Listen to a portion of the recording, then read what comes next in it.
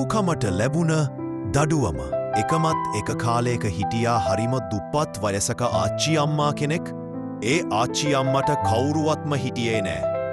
මේ ආච්චිට කියලා තිබ්බා පළතුරු කඩයක් විතරයි එකෙනෙන් ලැබෙන මුදල මේ ආච්චිට ජීවත් වෙනනත් මදි.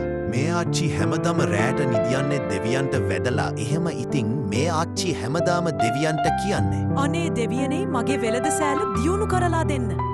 ඔහොම හැමදාම දෙවියන්ට කියනවා. ඉතින් මේ ආච්චි වතාම කියන දේට දෙවියෝ එක දවසක් ඇහුම්කන් දෙනවා. ඉතින් මේ ආච්චි පහුවදා තමාගේ වෙළඳ සැලට ගියාට පස්සේ වෙනට වඩා වෙළදාමක් වෙන බව තේරුණා. ඉතින් මේ ආච්චිට හරි සතුටුයි. මේ ආච්චි ගෙදර ගියපු ගමන් අනේ දෙවියනේ ඔබ මට ඇහුම්කන් දුන්නට ස්තුති දෙවියනේ. ඔහොම මාස 2-3ක් ගෙවිලා යනවා. දැන් මේ ආච්චිට හොදට සල්ලි එහෙම තියෙනවා. මේ ආච්චිට තමෙන් ලොකු ගෙයක් එහෙමත් මිලදී ගන්නවා.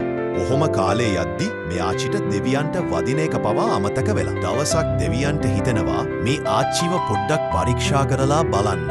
ඉතින් දෙවියෝ යාචකයෙක් විදියට වෙස් වලගෙන මේ ආච්චකීව හම්බෙන යනවා. ඒ වෙලාවේ මේ ආච්චකි වනවා යන්න මගේ ගෙදරින් උබලා වගේ හිගන්නන්ට දෙන සල්ලි නෑ කියලා බැනලා එලවලා දානවා. ඉතින් දෙවියන්ට කේන්ති ගිහිම් දුන්න හැමදේම අරගන්නවා. ඊට පස්සේ පළතුරු වෙළඳ සැලේ වෙළදාම් නැති වෙලා මේ ආච්චි ආයෙත් දුප්පත් වෙනවා. මේ ආච්චිට සල්ලි නැති නිසා මිලට ගත්තට මේ නිවස විකුණනවා. නැවතත් මේ ආච්චි එයාගේ පරණ නිවසටම පැමිණෙනවා. ඉතින් මේ ආච්චි කල්පනා කරනවා ඇයි එයාට මෙහෙම උනේ කියලා. එතකොට එයාට මතක් වෙනවා එයා ලොකුකම අසරණයන්ට උදව් කරන එක දෙවියන්ට වදින එක අමතක වුණා නේද කියලා.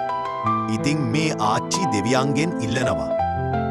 අනේ දෙවියනේ සල්ලි නිසා මගේ ලොකුකම අසරණයන්ට උදව් කරන්න දෙවියන්ට වදින්න අමතක වුණා. මට සමා වෙලා තව එක අවස්ථාවක් ලබා දෙන්න දෙවියනේ. මම ආය ඒ දෙවල් කරන්න නෑ. ඉතින් දෙවියෝ තව එකම එක අවස්ථාවක් දෙන්න තීරණය කරලා ආයෙත් වතාවක් මෙම වෙළඳ සැල දියුණු කරලා දෙනවා. ඉතින් මේ ආච්චි කොච්චර සල්ලි හම්බුනත් තමන්ගේ ගෙදට වෙලා පොරොන්දු උන විදියටම ලොකුකම නැතිව අසරණයන්ට උදව් කරමින් දෙවියොන්ට නමස්කාර කරමින් සතුටින් ජීවත් වුණා.